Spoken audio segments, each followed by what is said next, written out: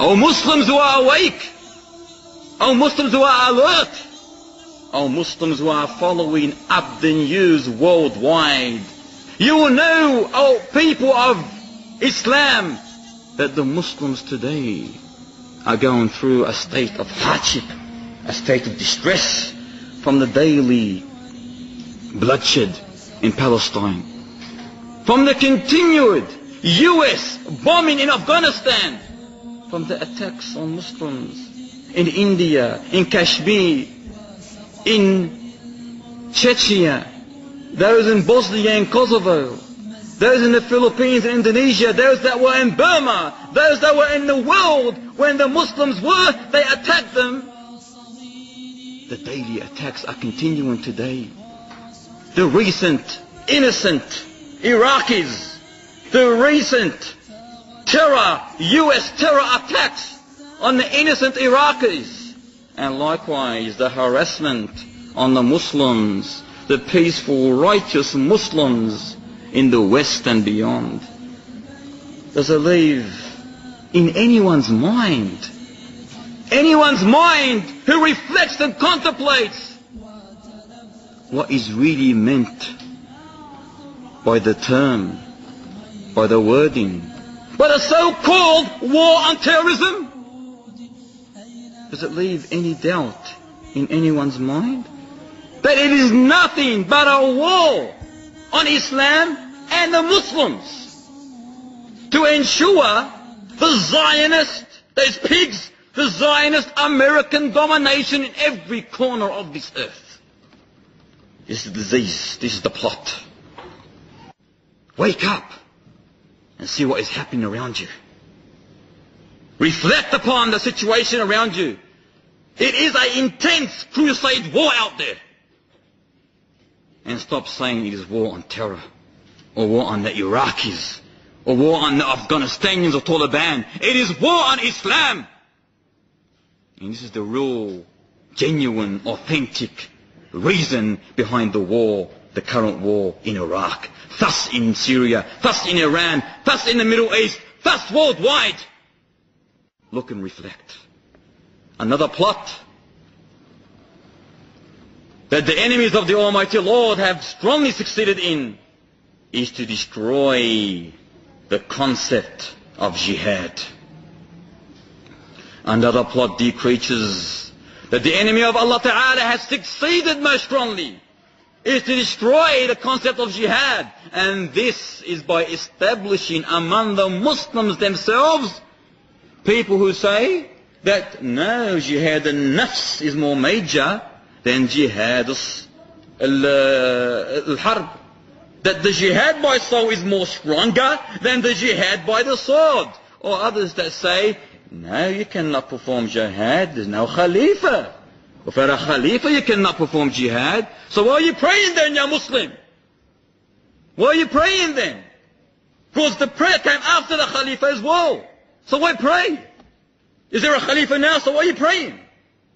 Or others that say, there's no jihad today. Or others who have been poisoned with this plot, injected, whether be it housing commission, or social security, or welfare, or security, or refuge, or whatever. They've been induced with so much poison, so much luxury. I'm underneath my nice warm doona. Hayya ala al-jihad. Oh, not now. Hayya ala al-nawm. See, what happens is when they succeed in this plot, what's going to happen? What's the consequence? Conclusion, what is it? They are free to assault us.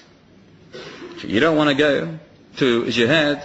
They know you're so luxury, you're so comfortable now. They've just filled you and filled you and filled you. You're comfortable.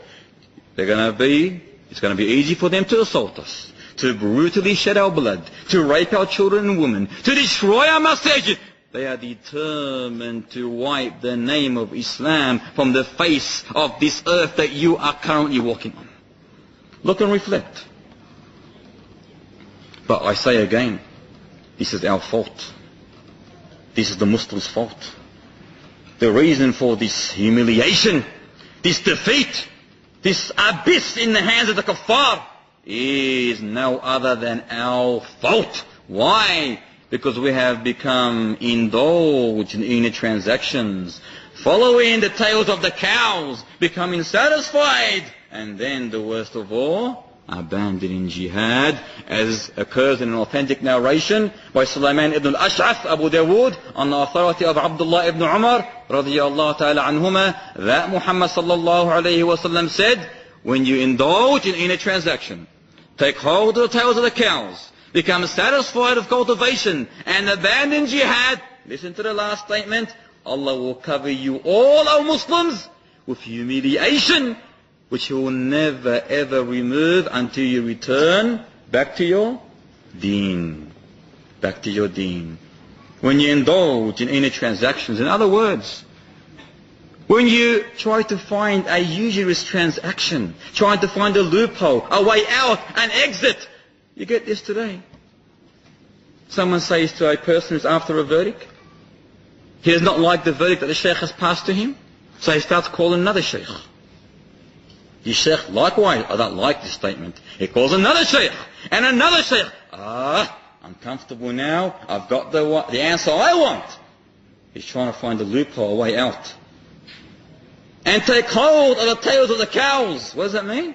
It's an indication of showing importance to this world, preoccupying yourself with this world, and forgetting about the Sharia and its rulings. You just grab. Not enough, grab.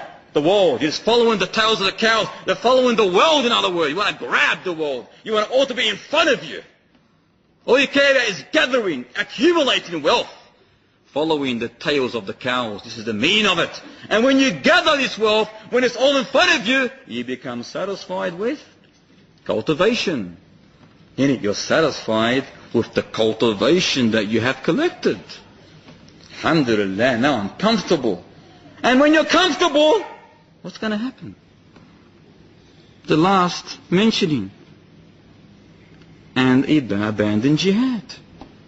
Because when you're comfortable, you're going to abandon jihad. Brothers, sisters, what are you living for? What are we doing here? What's happening in the world? Go to Iraq today and see your brothers and sisters, see them. See what is happening there. It's going to happen to you one day. Look what's happening, brothers and sisters. Their heads are being blown off. Their legs are being amputated, their arms, their bodies. Their meat is being just thrown off their bodies. Look. And we are too comfortable with cultivation. We're too scared to go to jihad. What are you living for? Do you not read in your prayer that your prayer, your sacrifice, your living and dying is for Allah Ta'ala?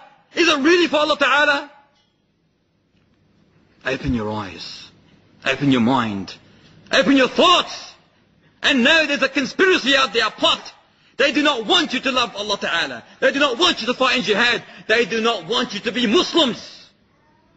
They are working extremely hard to take you away from Allah Ta'ala. The hadith is clear, brothers and sisters, clear as light. Clear as light. When you take hold of the tails of the cows, love this world, become satisfied with this world, you will abandon jihad. What does jihad mean here? You are abandoned to sacrifice your life for Allah Ta'ala. You are abandoned to sacrifice, to desire, the love, to sacrifice your life for Allah Ta'ala. This is the meaning of this hadith. Meaning that you will not want to confront death because you're too comfortable with this world. So how are you going to die on this belief? How will you die on this belief? How will you confront Allah Ta'ala on the day of resurrection? Think and reflect, dear brothers and sisters. Nasallallahu al-afiyah, but we want this for ourselves.